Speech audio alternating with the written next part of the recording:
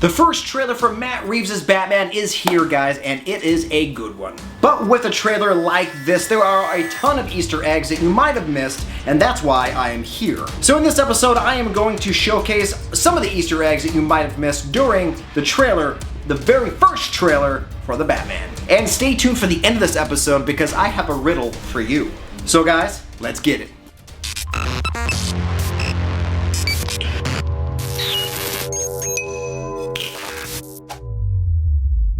Hello everyone, welcome back to another episode of Nerd News. I am so glad you can make it. So DC's fandom came and went. It showcased a lot of really fun, exciting projects that are coming down the pipeline from DC. It showcased a longer trailer for Wonder Woman 84 where we finally got to see Cheetah. We got to see behind the scenes footage of James Gunn's Suicide Squad. That's right, he's rebooting Suicide Squad. It's gonna be a lot better. And of course, we got to see the Snyder Cut of the Justice League, a longer trailer for that with Darkseid on the forefront. Also excited for that. But what stole the show is Matt Reeves' Batman trailer. Now the movie is only about 25% completed, so they really haven't had much to film because of COVID-19. But they had enough footage to scrape together and make this trailer that blew our minds. And I'm sure you all have seen the trailer by now. If not, I will have it in the description below. But we're gonna talk about all the Easter eggs that you have missed. But if this is your first time here, guys, I would greatly appreciate it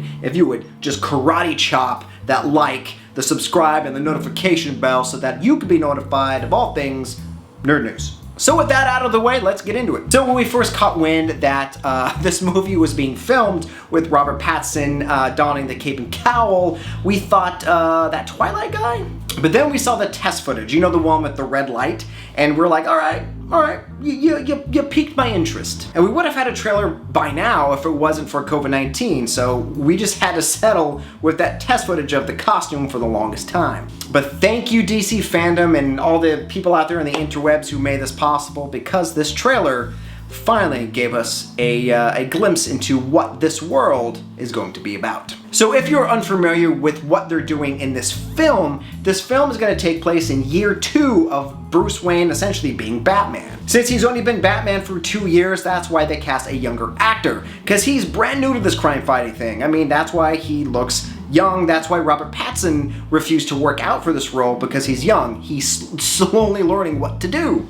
And the film also does something that all the other Batman movies hasn't even touched upon yet, his detective skills. Now, Batman is the world's greatest detective, and this movie is going to be a borderline between like Seven and Clue, like a really R-rated Clue, if you've seen Clue.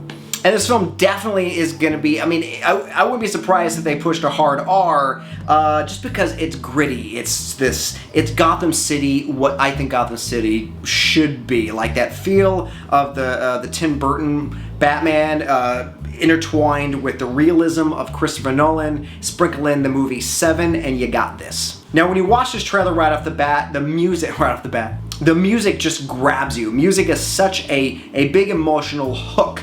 And this one is no exception. It gets you, it puts you right into the world of this brand new Gotham. We get a first look at the Riddler, played by talented actor Paul Dano. Now in the comic books, the Riddler is a messed up character. I mean, he's done things he's not proud of. Like, he's done things. Or maybe he's proud because he's a villain. Now it's funny, in the trailer, Jim Gordon reads a little thank you card, if you will, that the Riddler left for Batman. And the riddle says, "What does a liar do when he's dead?" Now I was thinking, man, you know, I'm the worst at riddles, so I was like, you know, I'm just gonna wait till the movie comes out and Bruce will tell us. But no, someone on Twitter has already cracked that code, and it's actually pretty cool. The answer to the riddle is very simple. He lies still. And that riddle is probably due to who he murdered in that scene, probably a politician, because the amount of police officers working on that murder case and the fact that grabbed Batman's attention, you know, there's something there that's tying in with Batman, is tying in with Gotham,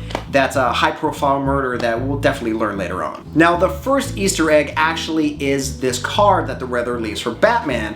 On the front of it, there is a picture of an owl. And that, of course, is a nod to the Court of Owls. Now, the Court of Owls are trained assassins who actually steal kids and train them to be assassins themselves. Now, it remains to be seen if Matt Reeves is going to use the Court of Owls in this film or in the next, but either way, they are going to grace the screen at some point in time. Easter egg number 2. If you look in the background, one of the detectives is shining a light at a framed newspaper article. And the newspaper article says, Maroney drug bust. Now, if you've read the comics and or if you've seen the animated show, you know Maroney is the mob boss who threw acid at Harvey Dent's face, creating the Two-Face that we all know and love. Who knows if this is like the Court of Owls, if it's just a nod to that character, or if that character will be in this or mentioned in this movie. We don't know. We'll just have to wait to find out. Now, the next one really isn't that big of an Easter egg. If you have seen any of the Batman movies, then you know you saw Catwoman in this trailer. And what Matt Reeves has said about Catwoman is this is Selena Kyle before she was Catwoman. So she's just a cat burglar, stealing stuff like you see in the trailer, and just her normal head garment looks fantastic. Even though we saw like 2 seconds of it, we know that they're going for pretty good comic accuracy and realism with these characters, which I appreciate. And also, Zoe Kravitz is a great casting choice for Catwoman, so I can't wait to see that. And one of the biggest Easter eggs is if you blink, you probably have missed Colin Farrell in this trailer twice. So Colin Farrell has been cast as Oswald Copperpot, aka the Penguin. And you see one glimpse of him in the trailer, perfect, like straight on shot in the rain. That's Colin Farrell. Now that is some amazing prosthetics. I mean, the fact that he looks so unrecognizable, it's just one of those things where it's like, okay, what other characters are you gonna add in this that we don't even know they're there, or what even actors are in this? Like a Matt Damon cameo that he's done in so many Marvel movies, he could cameo on this. But that was a casting choice that piqued my interest more than anything. I love Colin Farrell, he's a great actor, but as, you know, Penguin, up to this point, the only Penguin that we know and love is the Danny DeVito. So we're thinking short, shapely, round, right?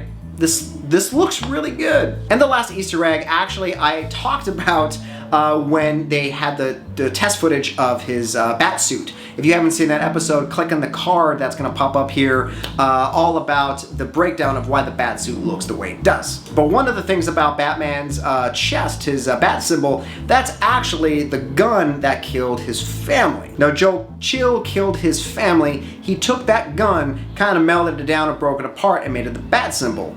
How rocker is that? So when you see Batman the first time full on in that trailer, you'll see the bat symbol. That's the gun that killed his family. Well guys, this was a short episode just talking about some of the Easter eggs. Yet again, this trailer is only 2 minutes long, doesn't really give us a lot, but it shows us what this world is going to be like and the type of film that we're gonna see. If you had any doubts that Robert Pattinson would own this role, yeah, I think those are squashed because he just looks perfect for this younger version of Bruce Wayne, which we really haven't seen in the DCU this far. But are there other Easter eggs that you guys know about in this trailer that I didn't cover? If so, let me know in the comments below. And also, let me know what you think about this movie. Are you excited to see this iteration of Batman?